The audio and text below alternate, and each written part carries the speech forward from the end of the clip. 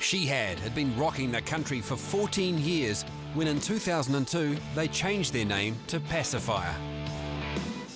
Man, there were a lot of haters about that, but I totally understood why they did what they did.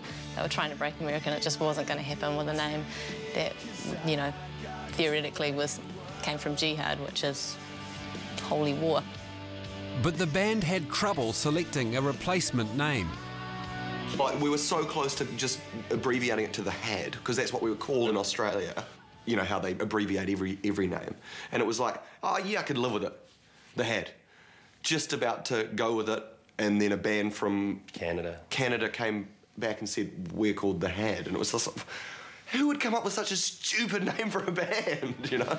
They became Pacifier for one studio and one live album, but in 2005 they were back to She Had. The band were angry both at themselves and how they were treated.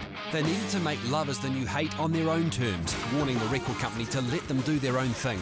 Don't even bother telling us to write singles. Don't even bother telling us to think about this or this movement of music or that or this.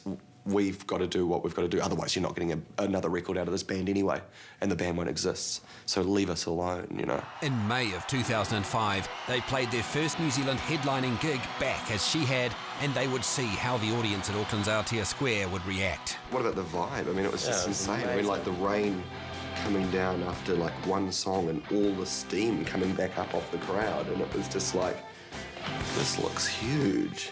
Every time you opened your eyes and looked out, it was like, this is in the middle of downtown Auckland. It's great, you know. It was official. New Zealand had taken She Had back into their hearts.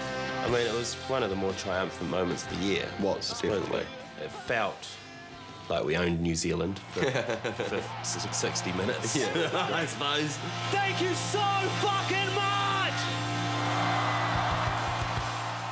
Well, next week, the New Zealand band that's a total joke, but in a good way, the band breakup that made the news, and the story of our top twin, who it turns out isn't actually a twin.